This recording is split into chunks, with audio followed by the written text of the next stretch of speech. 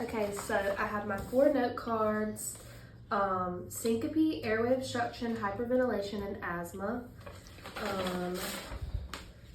So, for syncope, is the cause of syncope too much blood to the brain or too little blood to the brain, and it's not enough blood to the brain, so there's not enough?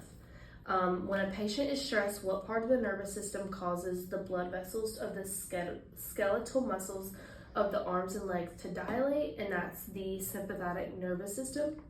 What is the most common cause of syncope? And that's stress, anxiety. What are the early signs and symptoms that warn us that our patient is about to faint? So they have cold sweats, they're like hot, they're dizzy, all of those things could be signs.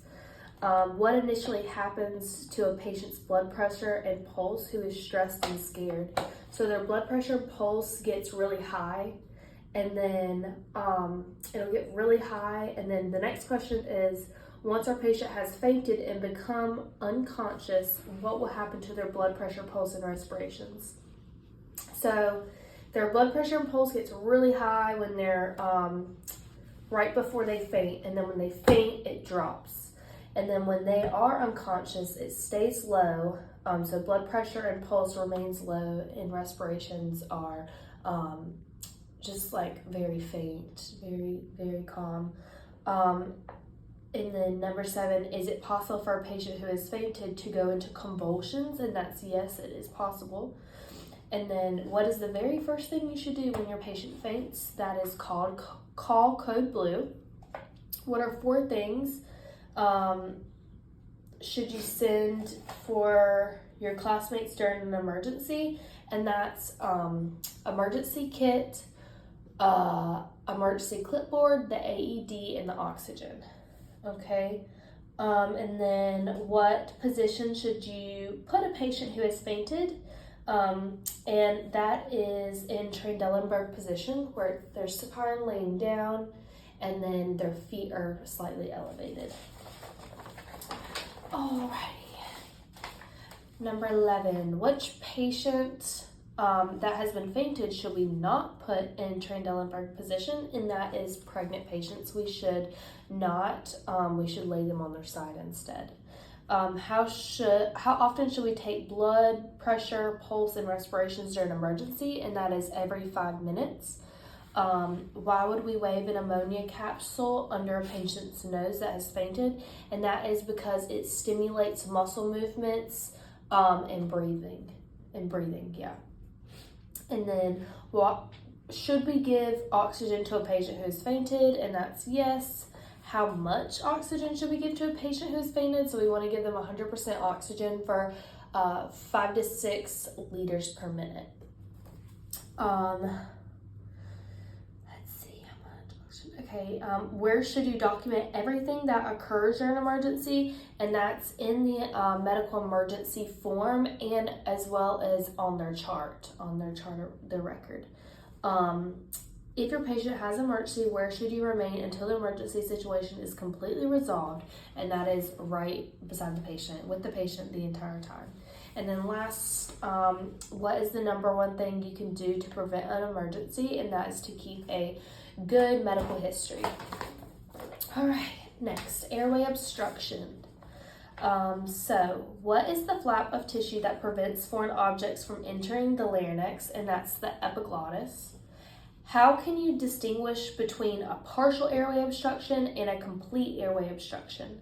And that is, with a partial airway obstruction, you'll hear coughing, you can hear sounds, they're still going to be breathing.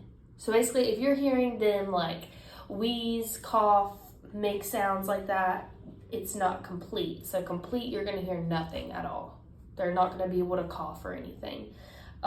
If a patient is deprived of oxygen for 4 to 6 minutes, what can likely occur? And what can happen is permanent brain damage. What are the symptoms of a complete airway obstruction? And that is the patient might be clenching their throat. They could be very pale, turning blue, like around their fingers and around their mouth.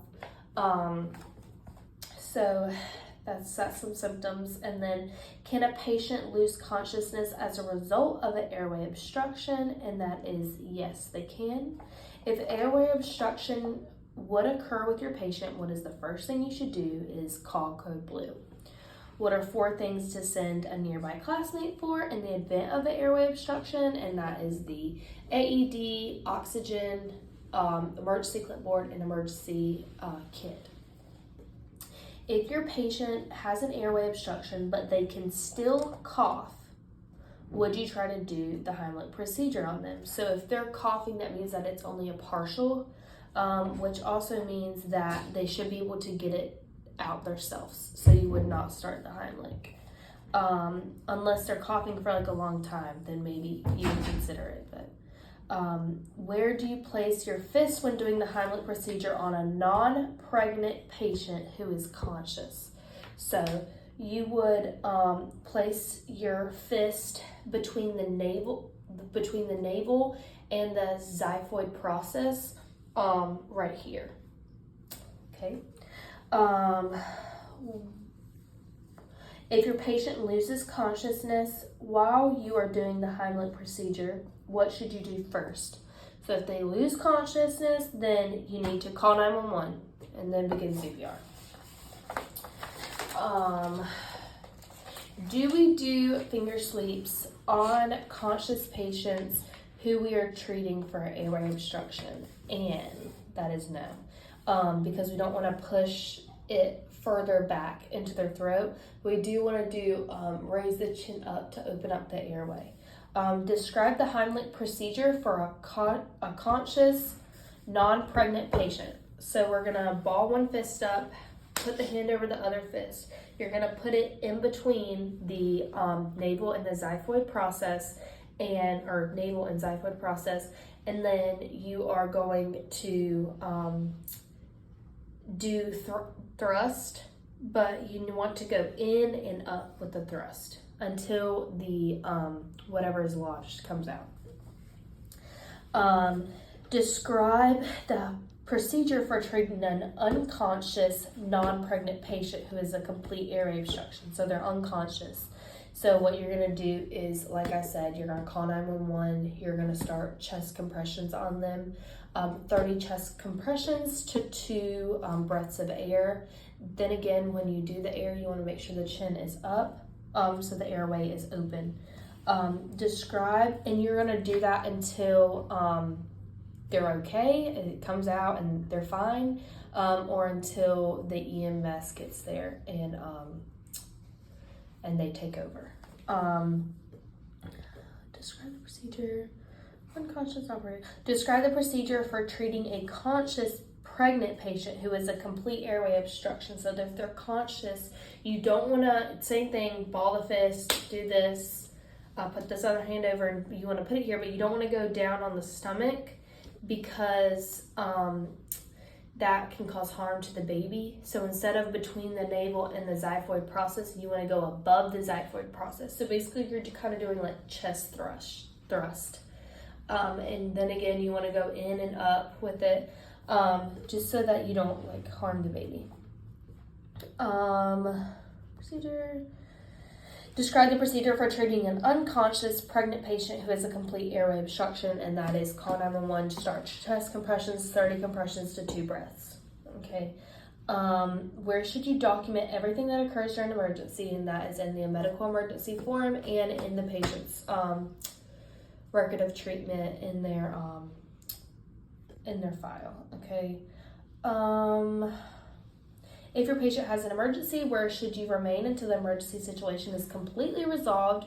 And that is by them the whole time. And then what is the number one thing that you can do to prevent an emergency? And that's to take good medical history. Okay. Hyperventilation. Does respiration increase or decrease when a patient is hyperventilating? And obviously their respirations increase.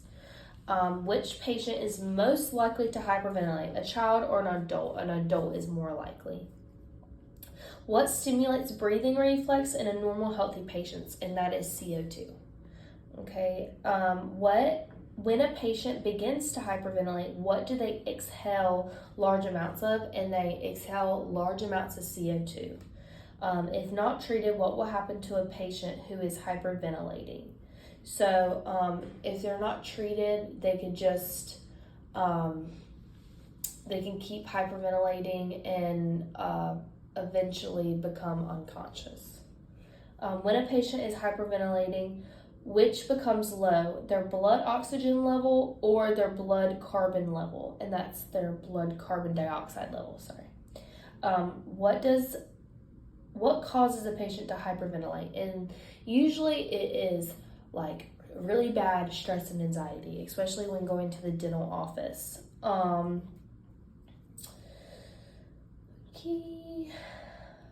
What are some signs and symptoms of a patient who's hyperventilating? And obviously it's they're going to be like hot, sweaty, they're going to be nervous, they're going to be maybe a little shaky, and just like breathing really heavy. Like you're going to hear them breathing really a lot and heavy.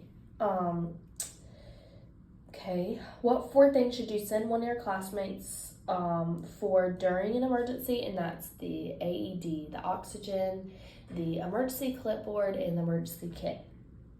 What position should a patient who is hyperventilating be placed in?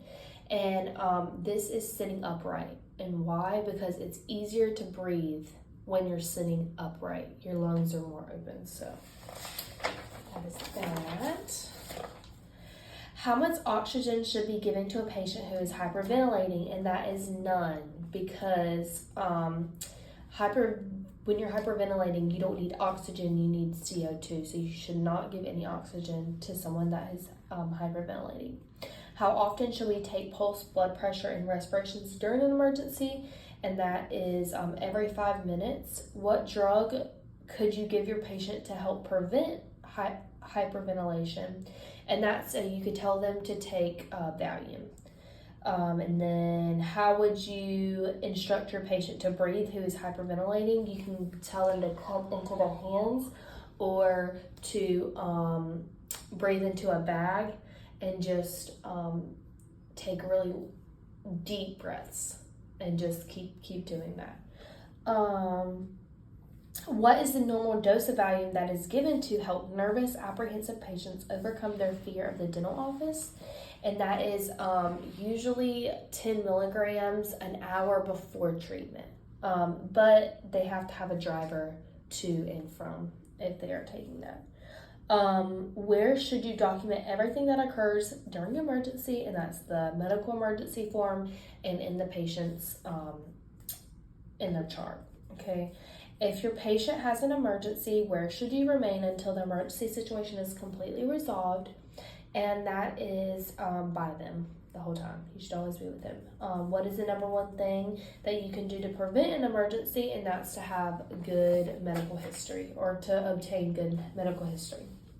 Last but not least, asthma. Does asthma cause the bronchioles of the lung to constrict or dilate? And asthma causes the bronchioles to constrict. Does asthma increase or decrease mucus production within the bronchioles? It increases the mucus. What are some of the allergens that can stimulate an asthma attack? And there's a lot. So it could be stress. There's also there's stress and exercise that can induce it, but also like dental materials, pollen, dust, all of those things. And then, can the stress of a dental office cause an asthmatic attack? And that's yes. I just said stress can. What effect does an asthmatic attack have on blood pressure and pulse? Asthmatic attack have on blood pressure and pulse? It can make it... Skip it for now for you. Huh? Just skip it for now. Okay. Name a common drug used to treat an asthmatic attack, and that's albuterol. And also, when an asthmatic attack is happening, blood pressure and pulse increases. And then albuterol is used to treat it. And then, does an asthmatic typically have more trouble inhaling or exhaling, and that is exhaling. What is the very first thing you should do when your patient has an asthmatic attack? And that is to call code blue. What 4 things should you send one of your classmates for during an emergency? And that is emergency clipboard, emergency kit, oxygen, and AED. What position should a patient who is having an asthmatic attack be placed in, and why? And that's upright because it's easier to breathe. Like hyperventilation. May we give oxygen to a patient who is having an asthmatic attack? And yes, and then how much oxygen should we give them? And that would be 5 to 6 liters per minute. How often should we take pulse, blood pressure, and respirations during an emergency? And that's every 5 minutes. And then if your patient indicates a history of asthma, what questions should you ask them? So you should ask them when the last time they've had an asthma attack. You should ask them what triggers their asthma attacks. What helps them, right? Do they need an inhaler? Do they have their inhaler on them? All of those things should be asked. Can exercise stimulate an asthmatic attack? I already said that. Yes, it can cause it. What are common symptoms of a patient who's having an asthmatic attack? So they're going to start coughing, wheezing, just struggling to breathe. Those are all common symptoms. Where should you document everything that occurs during an emergency? And that is in the on the medical emergency form and in the patient's record in their file, their chart. Okay. If your patient has an emergency, where should you remain until the emergency situation is completely resolved? And that is with them the whole time. And then what is the number one thing that you can do to prevent an emergency? And that is to keep up and obtain a great medical history. The end.